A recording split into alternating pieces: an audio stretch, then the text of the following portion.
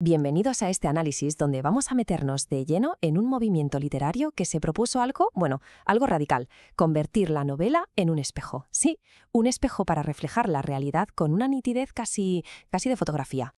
Vamos a empezar con una pregunta que lo cambia todo. A ver, ¿se imaginan que una novela pudiera ser como una fotografía perfecta de su época? O sea, no solo una historia entretenida, sino un documento, un testimonio súper fiel. Pues bien, en la España del siglo XIX, un grupo de escritores se lo tomó, vaya que sí se lo tomó, muy en serio. Y esa era justo su misión. Olvídense de mundos de fantasía o de pasiones desatadas. Aquí la cosa iba de plantar un espejo delante de la sociedad y decir, miren, así somos, con lo bueno y, ojo, sobre todo con lo malo. Vale, para entender bien de qué va todo esto tenemos que ir al meollo del asunto, a la idea central. ¿Qué buscaban exactamente estos escritores con ese nuevo espejo que le ponían a la sociedad? Pues en el fondo el realismo fue una especie de basta ya, una reacción contra los dramones y las emociones a flor de piel del romanticismo. El objetivo ahora era otro: ser objetivos. ¿Y eso qué significa? Pues describir la vida de todos los días, la sociedad, la psicología súper compleja de la gente normal y corriente, pero hacerlo con la precisión de un científico casi. Claro, un movimiento así de potente no aparece por arte de magia, ¿verdad? Algo gordo tenía que estar pasando en el siglo XIX para que los escritores dijeran, hasta aquí hemos llegado. Y la respuesta, como vamos a ver, está en una verdadera revolución social. Es que el siglo XIX fue una auténtica locura de cambios. Por un lado, la revolución industrial, que lo pone todo patas arriba, transformando las ciudades, el trabajo, todo. De repente aparecen nuevas clases sociales, la burguesía, el proletariado, y claro, con ellas surgen un montón de tensiones nuevas. Y por si fuera poco, cambia la forma de pensar. Se impone el empirismo, que básicamente dice que lo que cuenta es lo que se puede observar, la realidad pura y dura. La literatura, pues, no se podía quedar atrás, tenía que actualizarse. Y claro, para contar este nuevo mundo, los escritores necesitaban, digamos que una nueva caja de herramientas. ¿Cómo lo hacían? ¿Qué trucos o técnicas usaban para que sus novelas parecieran tan... ¿de verdad? Pues aquí están las claves. Primero, se metían a fondo en la cabeza de los personajes, que eran súper complejos, con sus luces y sus sombras. Las historias, pues las sacaban de la vida misma: amores, traiciones, la lucha por subir de estatus. Y algo súper importante, el lenguaje. No hablaba igual un marqués que un obrero, y eso se reflejaba. Todo esto nos lo contaba un narrador que lo sabía absolutamente todo, como un gran hermano que observa y analiza a sus personajes. Y para que se vea lo radical que fue el cambio, solo hay que compararlo con lo que había antes, con el romanticismo. O sea, pasamos del típico héroe solitario, súper intenso, sufriendo en un acantilado, a una escena en un salón burgués todo mucho más tranquilo y normal.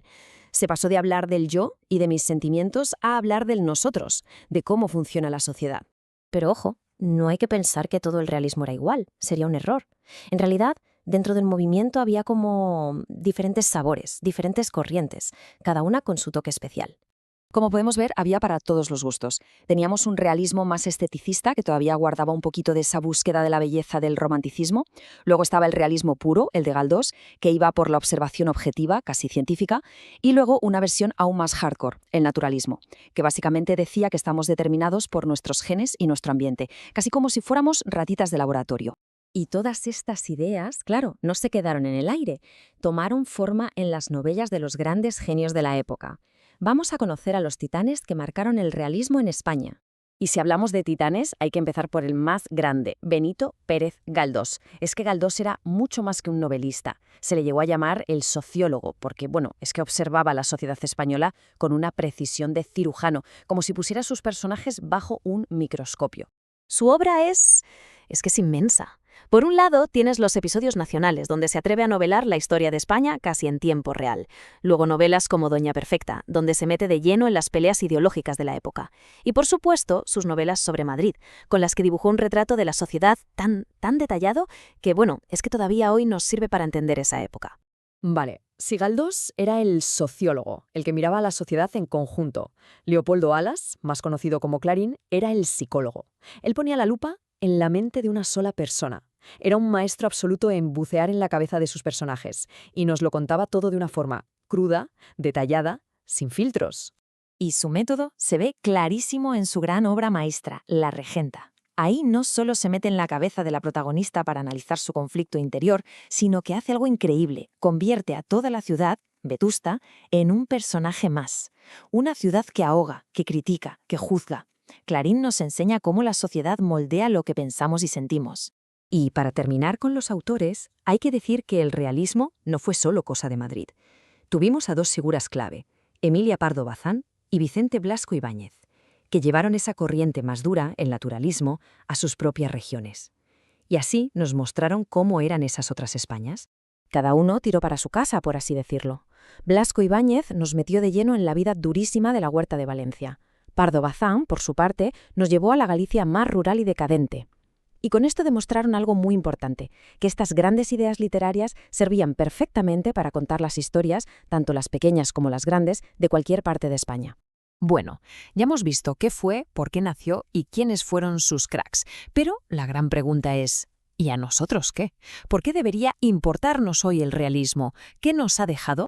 Pues miren, hay una frase que lo clava, que lo resume todo. Todas las novelas del siglo XX maman de aquí. Suena fuerte, ¿eh? Pero es que es la pura verdad. Y la razón es muy sencilla. Porque el realismo, sencillamente, puso los cimientos de la novela tal y como la conocemos hoy. Esa idea de que los personajes tienen que ser complejos, con una psicología currada, esa idea de que una novela tiene que hablar de la sociedad y, sobre todo, la idea de que tiene que parecer de verdad. Todo eso, todo es herencia directa suya. Sin ellos, lo que leemos hoy sería completamente distinto. Y esto nos deja con una última reflexión para darle vueltas a la cabeza.